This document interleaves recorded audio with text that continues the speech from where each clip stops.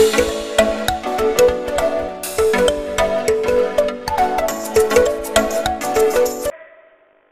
देखिए Joseph Prince के साथ। प्रभु की स्तुति हो, हालेलुया। नया साल मुबारक हो सबको, आशीषित आशीषित एक शानदार साल हर एक के लिए, सभी के लिए। हर कोई जो प्रसारण के जरिए ये देख रहा है, आप सबको नया साल मुबारक। और परमेश्वर निश्चय ही बोल पड़े और उन्होंने स्पष्ट संकेत दिया है उसका जो वो करने वाले इस साल में। बस मैं आपको बता दूं कि ये कुछ ऐसा है जो बहुत सी सेवकाइयां दुनिया भर में करती हैं। परमेश्वर ने मुझे ऐसा करने को बहुत साल पहले कहा था, पहले ही हमारी अतीत में कई टीमें बन चुकी हैं। और जो परमेश्वर ने मुझसे कहा, अगर आप उसे सुनेंगे तो आप जानते हैं, आप कहेंगे वाह, पास्टर प्रिंस आपने पहले भी इस विषय पर उपदेश दिया है, मैं चाहता हूं। पर परमेश्वर कह रहे हैं कि ये उनका वर्ष है, इसमें ये होगा। क्या आप तैयार हैं?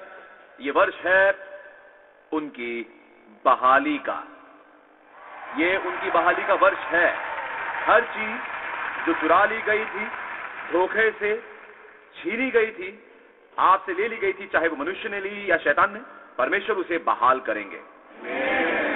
ये उनकी बहाली का वर्ष है। और जब मैं ये कहता हूं कि उनकी बहाली, मैंने ये शब्द देखा है, और ये शब्द उनकी बहाली, परमेश्वर कहते हैं कि ये मेरी बहाली का वर्ष है, मनुष्य की बहाली का नहीं। जब मनुष्य बहाल करता है तो वो पूरी तरह नहीं होता है जैसा ओरिजिनल करता है, पर जब परमेश्वर बहाल करते हैं तो ये हमेशा गुणवत्ता में और मात्रा में बढ़िया होता है, या यूं कहूं दोनों में ही। कुछ मामलों में आप अधिक मात्रा में नहीं खोते, जैसे आपने पत्नी खो दी या कोई प्रियजन खो दिया, ऑलराइट, या आपने पति खो दिया, तो परमेश्वर आपको 7 पति नहीं देने वाले हैं। आमीन। और मर्दों, ये मत सोचिए कि आपको 5 पत्नियां मिल जाएंगी। आमीन। ओके, परमेश्वर आपको देंगे एक गुणवत्ता वाला रिश्ता जो 7 गुना बेहतर होगा। आमीन लोगों। तो हम ये जानते हैं, और चलिए आज इसमें उतर जाते हैं इस वर्ष में जो है 2015 का, और देखते हैं कि 2015 हमारे लिए परमेश्वर क्या लेकर आए हैं इसमें। और सबसे पहले तो वो आपको बहाल करेंगे, केवल परमेश्वर ही ये कर सकते हैं, कोई प्रोफेशनल नहीं, कोई प्रोफेशन ऐसा नहीं है जिसके पास आप जाओगे और वो आपको बहाल कर सकेगा। योएल 2:25 परमेश्वर कहते हैं, जिन वर्षों की उपज वो आपको वे वर्ष वापस देंगे, जिन वर्षों की उपज अरबे नामक टिड्डियों और यलेक और हासिल ने और गाजम नामक टिड्डियों ने खा ली थी। परमेश्वर कह रहे हैं कि यदि तुम मेरे विरुद्ध विद्रोह करो, तुम नहीं जानते कि जब भी तुम ऐसा करते हो, मैं फिर भी परमेश्वर हूं, मैं तुम्हें प्रेम करता हूं। मेरे लिए समय का वजूद नहीं है, हालांकि समय का तुम्हारे लिए अस्तित्व है। हर बार जब तुम खुद को पाप में डालते हो, या हर बार जब तुम पाप को अनुमति देते हो अपने जीवन में आने की, वो समय जो तुम पाप में बिताते हो, वो साल वो गए, वो साल बर्बाद हो गए जो तुमने पाप में बिताए हैं।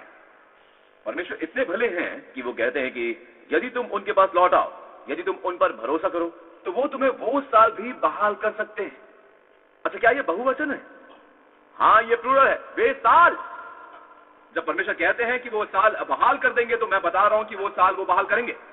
और ये वचन जो मैं आपको अभी दिखाने वाला हूं, ये मेरे पास आई थी पहले बहाली पर। मेरे ख्याल से मैं उस टाइम पर जगह हुआ था जब मैंने ये शब्द देखा, बहाली। मैं आपको अपने सपने के बारे में बाद में बताऊंगा, पर उनमें से एक वचन जो मुझे प्राप्त हुआ, परमेश्वर कह रहे थे, मैंने ये वचन सुना, मेरी आत्मा में ये गूंजता था, और मैं जानता था कि मैंने इसे पहले कहीं पढ़ा है, क्योंकि ये पहली बार नहीं था कि मैं इसे जान रहा हूं। पर सच कहूं तो मैंने ज्यादा परवाह नहीं की, पर ये वचन मेरी आत्मा में गूंजता रहा, और कोई नहीं कह रहा है रिस्टोर, या मैं कहूं तो बहाली। ऐसा महसूस हो रहा जैसे परमेश्वर कह रहे हैं कि पता है, मेरे लोग मुझ पर विश्वास नहीं करते कि मैं उन्हें बहाल कर सकता हूं। उनमें से बहुत से नेचुरली ये सोच रहे हैं, कोई ये नहीं कह रहा कि बहाल करो, इसलिए वो दास्तां में है। इसलिए मैं आपको जल्दी से ये वचन दिखाना चाहता हूं जो ये दिखाएगा कि मैं क्या कहना चाह रहा हूं। मेरा विश्वास है कि मैंने इसे पहले भी पढ़ा है, पर मैं असल में ये नहीं जानता कि कहां पढ़ा है मैंने इसे, ये या ये किस किताब से है। ये कोई ऐसा वचन नहीं जिस पर हम विस्तार से विचार कर सकते हैं, फिर भी मैंने इसे ढूंढ लिया। और बताइए क्या, परमेश्वर ठीक उसी पर हैं, उस तर्क पर कायम है जो वो कह रहे हैं। पर ये लोग लुट गए हैं। क्या आप लुटा हुआ महसूस करते हैं? हाल ही में महसूस किया? मनुष्य क्या हो या शैतान ने, ये परवाह नहीं है। ओके, ये सब के सब गड्ढों में फंसे हुए हैं और काल कोठरियों में बंद किए गए हैं। ये पकड़े गए और कोई इन्हें नहीं छुड़ाएगा। ये लुट गए हैं और कोई आज्ञा नहीं देता कि इन्हें लौटा दो। ये मैंने सुना, कोई नहीं कहता लौटा दो या बहाल करो, क्योंकि आपका ये कहना कि लौटा दो, आपको विश्वास करना पड़ता है। कि परमेश्वर बहाली के परमेश्वर हैं। पता है कुछ हफ्तों से या इन पिछले कुछ दिनों में मैं कह सकता हूं, उस वचन प्राप्त करने के बाद मैं बस ये कह सकता हूं, मेरे जीवन में जो कुछ भी होता है मैं कहता हूं प्रभु लौटा दो। पता है, यदि मैं कोई बात भूल जाता हूं मैं कहता हूं परमेश्वर कहते हैं कि बेटा कहो बहाल करो, मैं मन बहाल करता हूं, इसलिए मैं हमेशा कहता हूं बहाल करो। ये याद रखते हैं मुझे, बहाल करो। यहां लिखा है, कोई नहीं कहता बहाल करो। और मैं शब्द इस आइडिया पर रिस्टोर मतलब बहाल पर विचार कर रहा था, और इस संदर्भ में RES वहां क्रूज है सेंटर में, ORE। मुझे ये बात बहुत अच्छी लगी। ये बहाली का वर्ष है, चाहे हम माने या ना माने। एनीवे, यहाँ ऊपर देखिए, ये बहाली का वर्ष है, प्रभु की स्तुति का वर्ष है। प्रभु की स्तुति हो।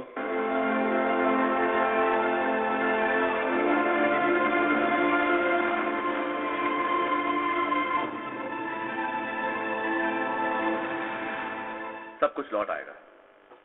सभी टूटे हुए टुकड़े जो आपने कभी खोए हैं वो सब कुछ लौट आएगा। आमीन। बहाली के वर्ष के लिए। ओके, एक और क्षेत्र जो परमेश्वर बहाल करने वाले हैं, वो सारे क्षेत्र बहाल करेंगे आपके जीवन में, पर एक क्षेत्र जो वो करेंगे मुख्यतः वो है, जरा ध्यान सुनेगा इस बात को, और वो आपके सालों को लौटा देने वाले। अगला है कि वो आपका प्राण बहाल करेंगे, आपका मन, आपकी भावनाएं। मैं आपको बता दूं कि ये पवित्र आत्मा का प्रवाह है। आप हर समय उदास नहीं रहने वाले हैं, आप हर समय गलत नहीं सोचेंगे। ये वर्ष आपके प्राणों को बहाल करेगा, रिस्टोर करेगा। ऑलराइट, भजन संहिता 23, वो मेरे जी में जी लाता है, नफैश, वो मेरा प्राण बहाल करता है, नफैश। आमीन। तीसरा क्षेत्र जिसमें वो आपको बहाल करने वाले हैं वो ये है कि मैं आपको बताने वाला हूं, ये बहुत दिलचस्प है। मैं आपको बता रहा हूं कि तीसरा क्षेत्र है यिर्मयाह 30 वचन 17। यहां लिखा है, मैं तेरा इलाज करके तेरे घावों को चंगा करूंगा। यहोवा की ये वाणी है। अब जब मैंने ये वचन देखा, परमेश्वर मेरे साक्षी हैं, जब मैंने वचन देखा मैं तेरा इलाज करूंगा, मैंने अपनी आत्मा में परमेश्वर को देखा। तो परमेश्वर कह रहे थे, ये लोग वो हैं जिन्हें विश्वास है, पर वही लोग हैं जो कहते हैं प्रकटीकरण कहां है, घाव यहां है, लाइलाज बीमारियां, लाइलाज हालात, लाइलाज रोग, जिस किसी को भी लंबे समय से बीमारियां हैं वो सब चंगी की जाएंगी। अब आप में से कई लोगों ने हार मान ली है, तकरीबन आपने ये कह दिया कि अभी कुछ नहीं हो सकता है, डॉक्टर्स ने कह दिया कि कुछ भी नहीं किया जा सकता है, मुझे जिंदगी भर दवाइयां खानी पड़ेंगी। खैर, परमेश्वर कह रहे हैं कि क्या ठीक होगा अगर मैं बहाल करूं वापस तुम्हारी सेहत, और मैं तुम्हें घावों से चंगा करूंगा। तो तैयार हो जाइए लोगों, तैयार हो जाइए। मैं तुम्हें वापस करूंगा तुम्हारे वो साल जो व्यर्थ किए गए हैं, बहाल करता हूं तुम्हारा प्राण। ऑलराइट, उसमें टूटे हुए दिल भी शामिल हो जाते हैं, और वो आपको बहाल करेंगे आपकी सेहत, और आपकी लंबे समय से चलती आ रही बीमारी को भी वो चंगा कर देंगे। आमीन। अब मैंने कहा था परमेश्वर जब बहाल करते हैं तो वो गुणवत्ता में भी और मात्रा में भी ज्यादा होता है। खैर, कई बार मैं जल्दी बोल देता हूं लेकिन लोगों को समझ नहीं आता। खैर, ये परमेश्वर की व्यवस्था से ही है। कुछ लोग कहते हैं मैं व्यवस्था से नहीं सिखाता, लेकिन व्यवस्था से सिखाया जा सकता है। ऑलराइट, इसे देखिए निर्गमन 22 में, यदि कोई मनुष्य बैल या भेड़ या बकरी चुरा ले, ये मूसा की दी हुई व्यवस्था है। यदि कोई मनुष्य बैल को चुरा ले, बकरी को चुरा ले और उसका घात करे या उसे बेच डाले, तो वो एक बैल के बदले 5 बैल और एक भेड़ बकरी के बदले 4 भेड़ बकरी देगा। यही परमेश्वर की व्यवस्था है। परमेश्वर ये है, वो कहते हैं कि पता है, मैं उस घायल व्यक्ति को जिसने एक भेड़ खोई है उसे एक भेड़ नहीं दूंगा जो भेड़ उसे खोई है, नहीं, क्योंकि उस अपराध के कारण जो उसके साथ हुआ है वो लाभार्थी हो जाता है। क्या आप लोग सुन रहे हैं लोगों? यदि आपने खोया है एक बैल, और मैंने इस पर ध्यान देना शुरू कर दिया है, 5 बैल मिलते हैं एक बैल के बदले, 4 भेड़े एक भेड़ के बदले।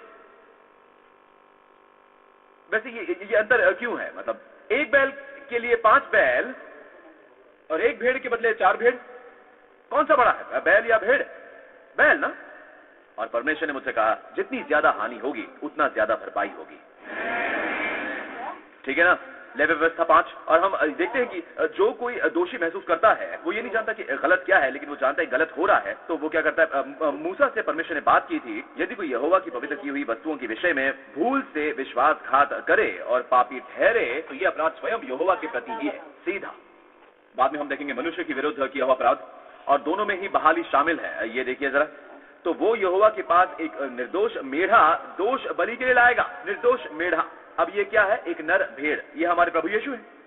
आपके सभी पापों के लिए ये याद रखिए कि परमेश्वर मसीह की ओर देखते हैं और आपको क्षमा कर देते हैं। अगर परमेश्वर आपकी ओर देखते हैं तो आप खत्म। पर परमेश्वर मसीह की ओर देखते हैं क्रूस पर और आप क्षमा कर देते हैं। आमीन। तो वो एक मेढ़ा है बिना दोष के। वो कैसे निर्दोष और बेदाग है? मुझे बहुत पसंद है, बाइबल में लिखा है कि वो बिना दाग के है। बिना दाग के जो है वो बाहरी है, बिना दोष के वो है भीतर। जब डॉक्टर आपका एक्सरे देखता है तो उसे कोई दाग नहीं चाहिए, वैसे ही यीशु में ना तो दाग है और ना ही दोष है। प्रभु की स्तुति हो। और परमेश्वर कहते हैं उसका दाम पवित्र स्थान के शकेल के अनुसार उतना ही शकेल चांदी का हो। आगे बढ़ते हैं, और वो चढ़ाकर जिसने अपराध किया है पश्चाताप करे। ये यहाँ पर लिखा है, परमेश्वर कह रहे हैं कि आप जानते हैं कि हमारी सर्वोत्तम भक्ति के समय भी या परमेश्वर के साथ हमारे संपर्क में या प्रभु के लिए अपनी सेवा के समय भी हमारा ध्यान भटक जाता है। हम व्यर्थ चीजों पर सोचते हैं, जैसे स्वार्थ और अभिमान। तो ये पाप है परमेश्वर की पवित्र वस्तुओं के प्रति। क्या आप खुश नहीं कि यीशु ने ये भी ले लिया क्रूस पर? और यह लिखा है कि वो उसका प्रायश्चित करे जो नुकसान उसने पाप करके किया है उन पवित्र वस्तुओं के प्रति। वो प्रायश्चित करे, दूसरे शब्दों में बहाल करे। बहाली और प्रायश्चित एक ही शब्द है, मेरा मतलब है कि एक ही अर्थ है दोनों का। तो लिखा है कि वो प्रायश्चित करे और उसमें वो 5वां भाग और बढ़ाकर याजक को दे। अब 5वां भाग क्या होता है? 20%, ठीक है ना? 5वां भाग है 20%। दूसरे शब्दों में उसे पूरी बहाली करनी होगी। ओके, यदि वो मूसा के पास आता है उस स्थान पर और मूसा के अनुसार दाम लगाने को अगर देखा जाए तो वो इंचार्ज है, तो मूसा कहेगा तुम्हें एक मेढ़ा लाना होगा और उसके साथ ही तुम्हें 100 शकेल भी लाने होंगे। 100 शकेल पर तुम्हें करना होगा संपूर्ण प्रायश्चित और उसमें 5वां भाग और बढ़ाना होगा। क्या मतलब है? इसका मतलब है 120%। तो अब आप परमेश्वर के पास जब आते हैं तो परमेश्वर बन चुके हैं लाभार्थी। मतलब है याजक होम बलि का मेढ़ा चढ़ाकर उसके लिए प्रायश्चित करेगा, मतलब उसे क्षमा मिलेगी। अब मैं आपको बता दूं कि मसीह के बलिदान में ये एक बस नेचुरल विजुअल एड्स है जो वो इस्तेमाल करते हैं असली मेढ़े की जगह। उन्होंने असली चांदी इस्तेमाल की, पर ये सब वो तस्वीरें हैं जो परमेश्वर ने एक हमें बताने के लिए दी हैं कि क्या हुआ था कलवरी में, जहां परमेश्वर के पुत्र ने बहाल किया। एक मिनट, मैं आपको बताने भूल गया, आपको ये वचन जानना ही होगा। ऑलराइट, भजन संहिता 60:4 इसे देखिए। ये एक मैसियानिक भजन है। क्या है? ये एक मसीही भजन है। इसका मतलब है ये भजन यीशु के विषय में है। दाऊद आत्मा में था जब उसने यीशु के हृदय की भविष्यवाणी की और यीशु ने ये कहा जो अकारण मेरे बैरी हैं। याद कीजिए वो अंतिम पंक्ति, और फिर अंतिम पंक्ति पर आते हैं वो भी मुझे देना पड़ा। यीशु कहते हैं मैंने दिया, मसीह कहते हैं कि वो भी मुझे देना पड़ा। इसलिए जो मैंने लूटा नहीं वो भी मुझे देना पड़ा। उन्होंने चुराया नहीं था, ना ही उन्होंने धोखा दिया था, उन्होंने छल भी नहीं किया था, पर उन्हें फिर भी लौटाना पड़ा वो जो उन्होंने चुराया ही नहीं था। दूसरे शब्दों में जब हम कहते हैं कि वो हमारे सब्स्टिट्यूट हैं तो इसका मतलब क्या है? आज हम वो नहीं है जो बहाली कर रहे हैं, वो कर रहे हैं क्योंकि वो आए हैं हमारा सब्स्टिट्यूट बनने के लिए, उसे लौटाने के लिए जो उन्होंने कभी लिया ही नहीं। क्या आप लोग सुन रहे हैं लोगों? आपको साबित करने के लिए कि ये एक मसीही भजन है। मैं आपको ये खासकर बता दूं कि ये मसीही भजन है। इस वचन में हवाला दिया गया है, बाइबल में एक ही वचन में हवाला दिया गया है कि जो अकारण मेरे बैरी हैं। और ये यूहन्ना के सुसमाचार में लिखा गया जहां यीशु पवित्र भोज के लिए आते हैं, वो कहते हैं वो मुझसे और मेरे पिता से बैर रखते हैं। उन्होंने अपने चेलों से कहा। ये इसलिए हुआ कि वो वचन पूरा हो जो उसकी व्यवस्था में लिखा गया है। ये भजन 69 में डायरेक्टली बताया गया है, इसका हवाला दिया गया है। आप देख सकते हैं अपनी बाइबल में ये भजन 69 में है। क्या आप लोग मेरी बात समझ रहे हैं? प्रभु कह रहे हैं मैंने वो लौटाया जो मैंने लिया ही नहीं था। लोगों या ऊपर देखिए यहाँ पर, हालांकि ये तुम्हारा दोष है, परमेश्वर फिर भी बहाल करेंगे। अब मैं आ रहा हूं मनुष्य के अपराध की ओर, पर यह बात करें परमेश्वर के प्रति अपराध की। ओके, परमेश्वर के पास लाना जब उनकी पवित्र वस्तुओं के प्रति पाप किया हो, परमेश्वर को लाभ हुआ है। अब हम देखते हैं मनुष्य के प्रति जो पाप किए गए थे। पहला था परमेश्वर की पवित्र वस्तुओं के विरुद्ध। क्या आप लोग सुन रहे हैं लोगों? ऑलराइट, तो दूसरा वाला है परमेश्वर के विरुद्ध बातें, अध्याय 6, अगला अध्याय। अब ये बहुत लंबी लिस्ट है। परमेश्वर कह रहे हैं मूसा से कि ये सूची है मनुष्य के पाप की, मनुष्य के विरुद्ध। पहला वाला है, पहला अपराध है ऊपर की तरफ परमेश्वर की ओर। दूसरा वाला है मनुष्य से मनुष्य का एक दूसरे के विरुद्ध पाप। असल में सारे पाप ही परमेश्वर के विरुद्ध है। तो अगर आप मनुष्य के विरुद्ध भी पाप करते हैं तो परमेश्वर की तरफ ही होते हैं वो। तो यहाँ देखिए ऊपर देखिए, वह एक लंबी सूची है। अब मैं सारी सूची पर नहीं जाऊंगा, पूरी लिस्ट पर नहीं जाऊंगा, मैं यहाँ पर आ रहा हूँ। यहाँ देखिए, तो जब वो ऐसा काम करके दोषी हो जाए तब जो भी वस्तु उसे लूट करके या अंधेर करके पाई है वो उसे पूरा का पूरा लौटा दे। अब हम यहाँ इस संदर्भ में नहीं है जो बहाल करता है। किसने बहाल किया? जिसे चुराया भी नहीं था, यीशु ने। ऑलराइट, वो हमारे सब्स्टिट्यूट थे, हमारे प्रभु यीशु। तब जो भी वस्तु उसने लूट या अंधेर करके या धरोहर था पड़ी हुई पाई, चाहे कोई भी वस्तु क्यों ना हो जिसके विषय में उसने झूठी कसम खाई हो, तो वो उसे पूरा का पूरा लौटा दे और 5वां भाग भी बढ़ाकर भर दे। फुल वैल्यू 100%, उसे पूरा का पूरा वापस देना होगा और छोड़ना होगा 20%। मतलब जिसने खोया है उसे और ज्यादा मिले। दूसरे शब्दों में, शैतान के लिए बेहतर होगा वो आप पर हमला ना करे, क्योंकि आपको ज्यादा ही मिलेगा। क्योंकि उसने हमला किया था, क्योंकि उसने आदम को लालच दी थी, अब परमेश्वर लाभार्थी बन चुके हैं। मनुष्य के बारे में क्या? मनुष्य अब एक नई सृष्टि है। अनंत जीवन प्राप्त। ना केवल इंचार्ज, आदम ने धरती खो दी थी, मनुष्य को स्वर्ग और धरती दोनों मिल गए हैं। आदम कभी भी एक वारिस नहीं था, सहवारिस तो थोड़ी सी, लेकिन हम यीशु के साथ सहवारिस हैं। तो जब मनुष्य ने मनुष्य के विरुद्ध पाप किया, यीशु, हालांकि उन्होंने पाप नहीं किया था, उनके साथ हल हुआ, उन्हें झूठ बोला गया, दगा दी गई उन्हें। यीशु ने वो लौटाया जो उन्होंने कभी किया ही नहीं था। उन्होंने आपको धोखा नहीं दिया, लूटा नहीं आपको, पर उन्होंने सब्स्टिट्यूट की जगह ली आपके स्थान पर। दोनों ही परमेश्वर के लिए, ताकि परमेश्वर लाभार्थी बन सके, और मनुष्य के लिए जो घायल है वो भी लाभ पा सके। ये संदेश उन लोगों के लिए है जिन्होंने खोया है और फिर भी अब खोने के बाद भी जीतते हैं, क्योंकि परमेश्वर बहाली के परमेश्वर हैं। ये बहाली का वर्ष है, महान वर्ष है ये। आमीन लोगों, यीशु के नाम की स्तुति कीजिए। हालेलुया, प्रभु की स्तुति हो। मैं इसे समाप्ति पर लाऊंगा। क्या पास्टर प्रिंस, मैं खुद को उस स्थिति में कैसे लाऊं? ये सही शब्द है, मैं खुद को उस स्थिति में कैसे रख सकता हूं? मसीह ने सब कुछ कर दिया है, और यही है जो मैंने देखा। पता नहीं आप में से कितने ये समझते हैं बहाली के बारे में। उस सुबह जब मैं सो रहा था, मैंने ये शब्द रेस्टोरेशन देखा, पर मैंने ये भी देखा कि वो पहले 4 अक्षर चमक रहे थे। क्या आपने कभी ध्यान दिया है कि इस शब्द में, रेस्टोरेशन में, रेस्ट शब्द भी है? मेरे लिए मतलब इतना व्यस्त हो चुका हूं और मैंने कभी ये नहीं देखा था, जब तक कि परमेश्वर ने मेरे लिए इन्हें हाईलाइट नहीं किया। जैसे कि मैं आपके लिए हाईलाइट करता हूं वचन जोर देने के लिए, वैसे ही परमेश्वर ने मुझे ये शब्द रेस्ट दिखाया, और परमेश्वर ने कहा कि ये आएगा जब मेरे लोग रेस्ट करेंगे। यहां ऊपर देखिए, तो ये रेस्ट है और रेस्ट क्रूज पर था। और परमेश्वर ने मुझे कुछ शास्त्र वचन से भी दिया था कि मैं जो कह रहा हूं उसकी पुष्टि कर सकूं। राइट, मैंने इस पर कभी उपदेश नहीं दिया है, कभी भी नहीं। मुझे देने से पहले उन्होंने मुझे ये दिया, वचन संहिता 23 में देखिए, यहोवा मेरा चरवाहा है, मुझे कभी घटी नहीं होगी, वो मेरे जी में जी लगाता है। आपने अभी पढ़ा। क्या आपने गौर किया कि वो मेरे जी में जी लाता है? क्या आपने गौर किया कि ये 2 फ्रेजेस जो है, ये बीच में है, ले चलता है, वो मेरी अगुवाई करता है। क्या आप देख सकते हैं इसे? आपको दिख रहा है ना? वो मेरे जी में जी लाता है, ये सैंडविच है, मेरी अगुवाई करता है के बीच में। पर आपके प्राण बहाल करने से पहले वो क्या करता है? खैर, सबसे पहले तो वो आपको चरवाया, तो आपको कोई घटी नहीं होगी, आपको इस साल कोई कमी नहीं होगी। वो मुझे हरी हरी चराइयों में बैठाता है। वो क्या है? विश्राम। साथ ही खाना भी वो मुझे बैठाता है। पहली बात जो वो करता है क्या है? वैसे एक बॉस कहेगा काम करो, परंतु प्रभु कहते हैं बैठ जाओ और मैं तुम्हें हरी हरी चराइयां चलाता हूं। ये मत भूलिए कि आप एक भेड़ हैं। हरी हरी चराइयां मतलब क्या है? चारों तरफ भोजन। वो मुझे सुखदाई जल झरने के पास ले चलता है। काश आप इब्री पढ़ सकते। सुखदाई इब्री में क्या है? मनुक्का, मतलब विश्राम। इससे पहले कि वो आपकी जी में जी लाए, वो चाहता है आप आराम करें। मनुक्का, ठहरा हुआ पानी, विश्रामित पानी। इससे पहले कि वो आपके जी में जी लाए, वो चाहता है कि आप आराम करें। वो आप उस स्थान में लाना चाहता है जहां विश्राम मिले, उसमें जिन्होंने किया है। सबसे बढ़िया रवैया ये होता है कि आप खुद स्थिर रहें और परमेश्वर को नियंत्रण रखने दें। ये हमें लाता है अंतिम वचन तक, जो क्या है? मैंने अभी पहले कहा था, रूत घर आई और वो खेत में बीनने गई और वो उस व्यक्ति से मिली जिसे उससे प्रेम हो गया। वो व्यक्ति उस खेत का मालिक था, मसीह का नमूना बोअज। और वो उदाहरण है आपका और मेरा, विश्वासियों का। और नियोमी एक तरह का इज़राइल है।